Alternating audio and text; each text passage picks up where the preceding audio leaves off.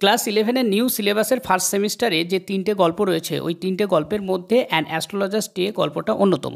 যেহেতু an astrologers day থেকে 4টে number থাকবে এমসিকিউ, তাই অ্যান অ্যাস্ট্রোলজার্স ডে থেকে এই এমসিকিউগুলো ভালোভাবে করতে হবে। শুধু অ্যান অ্যাস্ট্রোলজার্স ডে কেন, আরও যে 2টো গল্প রয়েছে সেই গল্প থেকেও করতে হবে। তো এই অ্যান অ্যাস্ট্রোলজার্স ডে থেকে গল্পের প্রথম একটা পার্ট অলরেডি তৈরি করা হয়েছে, অর্থাৎ ফার্স্ট পার্ট। তো ফার্স্ট পার্ট যারা দেখোনি তারা ফার্স্ট পার্ট দেখে নাও, তারপর সেকেন্ড পার্ট দেখবে। এবার সেকেন্ড পার্টে কোশ্চেনের যে প্যাটার্নগুলো নিয়ে এসেছি একটু আলাদা আলাদা, এইরকম প্যাটার্নেই পরীক্ষাতে কোশ্চেন্স হবে। তো তোমরা যদি এই ভিডিওটা প্রথম থেকে শেষ পর্যন্ত থাকো তাহলে বুঝতে পারবে যে পরীক্ষাতে কিভাবে কোশ্চেন্স হতে পারে। এবার সেই কোশ্চেন প্যাটার্নটা সহ এখানে কোশ্চেন অ্যান্সার ভালোভাবে বুঝে নিতে পারবে। তাহলে চলো ভিডিওটা স্টার্ট করছি। প্রথমে বলেছি ম্যাচ দ্য কলামস। এখানে যে কলামসটা দেওয়া আছে, বাঁদিকে কলম আর ডান দিকে কলম, এই বাঁ দিকের কলমের সঙ্গে ডান দিকে কলম মেলাতে হবে। এবার বুঝতে হবে কোনটার সঙ্গে কোনটা মিলবে। তো এখানে একটু মন দিয়ে দেখবে অ্যাস্ট্রোলজার, এখানে প্রথম দেওয়া আছে অ্যাস্ট্রোলজার। তো এই অ্যাস্ট্রোলজারের ক্ষেত্রে দেখো, অ্যাস্ট্রোলজার এইখানে একটা কথা বলছে যে astrologer it is late for me today. এখানে গুরুনায়ক এখানে বলেছেন যে গুরুনায়ক যে কথাটা বলেছিলেন, you call yourself an astrologer, এ কথাটা বলেছিলেন।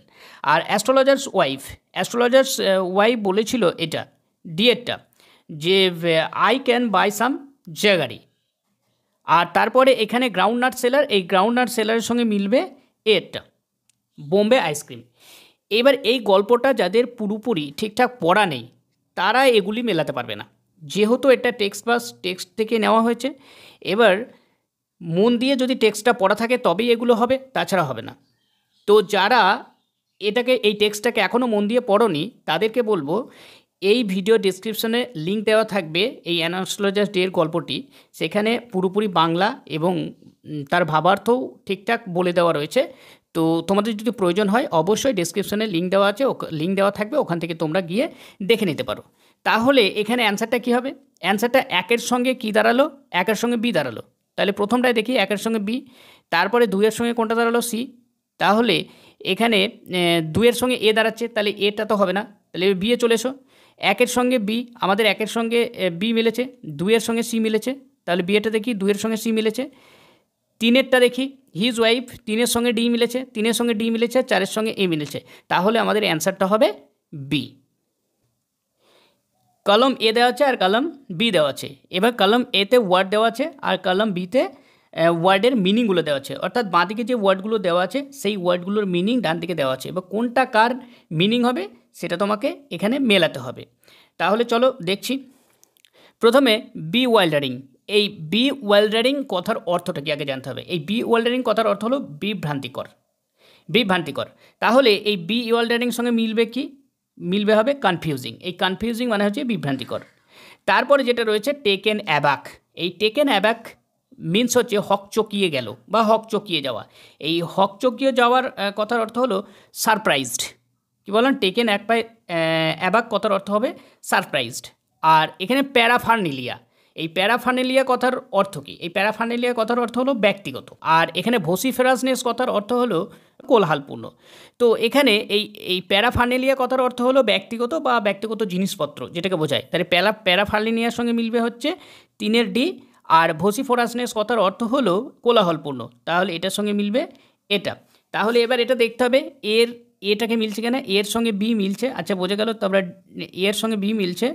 এবার এখানে বি এর সঙ্গে দুই মিলছে, কিন্তু বি এর সঙ্গে তো সি মিলছে না। দেখো দুইয়ের সঙ্গে সি মিলছে, দুইয়ের সঙ্গে ডি মিলছে, হবে না।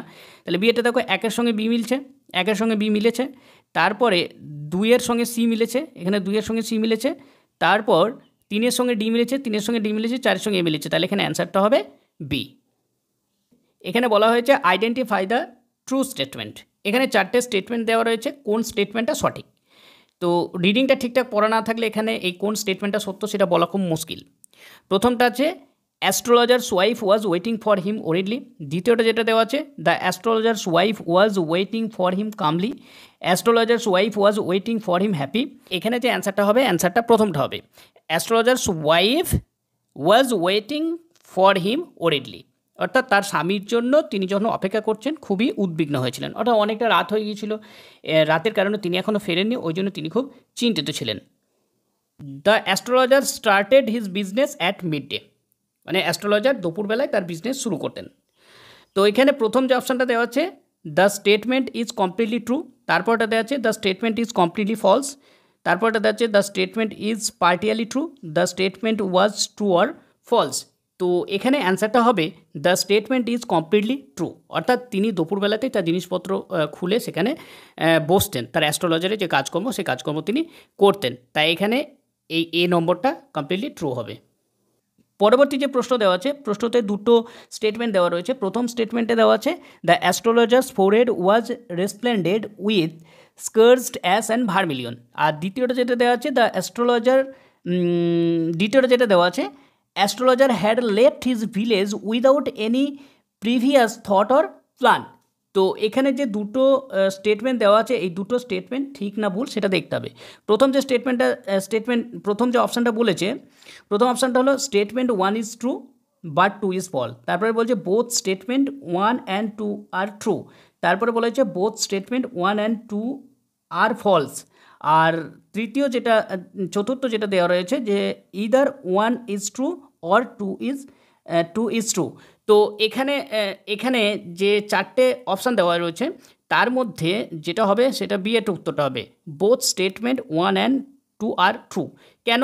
এখানে অ্যাস্ট্রোলজারের যে কপাল সেই কপালে পবিত্র ছাই এবং সিঁদুর বিশেষভাবে চকচক করতো। আর দ্বিতীয়টা বলা হয়েছে অ্যাস্ট্রোলজার্স কোনো রকম পরিকল্পনা ভাবনা প্ল্যান ছাড়াই তার গ্রাম ছেড়ে চলে এসেছিলো। অবশ্যই যারা এই রিডিংটা খুব ভালো করে পড়েছো তারাই বুঝতে পারবে যে এটা দুটো সঠিক কেন, কিসের জন্য দুটো সঠিক হচ্ছে। পরবর্তী প্রশ্নের এটাতে দুটো স্টেটমেন্ট দেওয়া আছে the astrologer wanted to kill গুরু নায়ক, আর একটা দেওয়া আছে the astrologer came from a town. তো এখানে কীরকম হবে? তো প্রথম যেটা অপশান দেওয়া আছে statement 1 is true but 2 is false, তারপরে বলেছে both statement 1 and 2 are true, তারপরে এটা বলা হয়েছে statement 1 is false but 2 is true, আর both statement 1 and 2 are false. তো এখানে যে অ্যান্সারটা হবে সেটা হবে statement 1 is true but 2 is false. কেন? তার কারণ অ্যাস্ট্রোলজার গুরুনায়ককে মারতে চেয়েছিলেন, এটা ঠিক, আর অ্যাস্ট্রোলজার টাউন থেকে এসেছিলেন না, তিনি একটা গ্রাম থেকে এসেছিলেন। এই গুরুনায়ককে তিনি হত্যা করতে গিয়েছিলেন এবং মনে মনে ভেবেছিলেন তাকে মেরে ফেলেছেন। এর ফলে যাতে তাকে পুলিশে ধরতে না পারে বা ক্রাইম থেকে বাঁচতে পারে সেই জন্য তিনি গ্রাম থেকে একটা মফস্বল এলাকায় চলে আসে এবং সেখানেই এসে তিনি তার অ্যাস্ট্রোলজারের কাজকর্ম করতে থাকে। 5 নম্বর যেটা দেওয়া আছে এখানেও দুটো স্টেটমেন্ট দেওয়া রয়েছে গুরুনায়ক ইজ অ্যান অ্যান্টাগনি, আর তারপরটা রয়েছে he was waiting to revenge the culprit. এই দুটো বাক্য দেখেই সত্য বলে মনে হচ্ছে। Both statement 1 and 2 are true. তো এখানে দুটোই সত্য। তার কারণ এখানে যেটা বলা হয়েছে যে গুরুনায়ক ইজ অ্যান অ্যান্টাগনি, অবশ্যই সে অ্যান্টাগনি। আর এখানে he was waiting to revenge the culprit, মানে সে যাকে মারতে চেয়েছিল তার জন্য সে অপেক্ষা করছিল। অবশ্যই ঠিক, এই দুটো ঠিক। এবার আসছি গ্রামারের যে এমসিকিউ আসবে সেই গ্রামারের এমসিকিউ। জাস্ট একটাই প্যাটার্ন নিয়েছি, choose the correct verb forms. তো প্রথম যেটা নিয়েছি punctually at mid day he opened his bag and dash out his professional equipment. এখানে স্প্রেডেড, স্প্রেডিং না হ্যাড স্প্রেড, এখানে উত্তরটা হবে স্প্রেড। রিডিংটা খুব ভালো করে পড়া থাকলে এটা পারা যাবে, কারণ রিডিং থেকে লাইনটাকে সরাসরি তোলা থাকবে। তারপরে যেটা he dash is village without any previous thought of plan, had left না ইজ লিভিং, এখানে হবে হ্যাড লেফট। একটু আগেই একটা কোশ্চেন্স পড়ছিলাম যে কোশ্চেন্সটা দেওয়া রয়েছে। His eyes dash with a serve abnormal Glim. তো এখানে হ্যাজ স্পার্কেলড হবে না শুধু স্পার্কেলড হবে, না হ্যাড স্পার্কেলড হবে না শুধু স্পার্কেলস হবে। তো এখানে যে অ্যান্সারটা হবে স্পার্কেলড, এখানে অ্যান্সারটা করতে হবে sparkled. People dash to as bees are attracted to cosmos or dahlia stalks. এখানে অ্যাট্রাক্টেড হবে, ওয়াজ অ্যাট্রাক্টেড হবে না ওয়ার অ্যাট্রাক্টেড হবে। এখানে যেটা বলা হয়েছে পিপুল ওয়ার অ্যাট্রাক্টেড, এখানে লোকজন আকর্ষিত হয়েছে, তাই ডি এর অ্যান্সারটা হবে। The nuts vendor blew out his flare and dash to go home. Rise rose has risen না হ্যাড রাইজেন, এখানে হবে রোজ। ভিডিওটি যদি ভালো লাগে অবশ্যই লাইক শেয়ার কমেন্ট করবে, আর যারা নতুন তারা সাবস্ক্রাইব করবে। আরও একটা কথা যেটা না বললেই নয়, এই চ্যানেলের মধ্যে অ্যান অ্যাস্ট্রোলজার্সে অমরনাথ এই দুটো গল্প সম্পূর্ণভাবে পড়ানো রয়েছে, একদম বাংলা কেটে কেটে অর্থ করে দেওয়া রয়েছে যাতে তোমরা খুব সহজেই বুঝতে পারো, এমনকি সেগুলোকে এক্সপ্লেনও করে দেওয়া রয়েছে। আর আপন ওয়েস্টমিনস্টার ব্রিজ যে কবিতাটা রয়েছে সেই কবিতা থেকেও এমসিকিউ এখানে আপলোড করা হয়েছে। তো যারা এখনও এই এমসিকিউগুলো দেখোনি তো তারা খুব তাড়াতাড়ি দেখে নাও। Thank you for watching my video.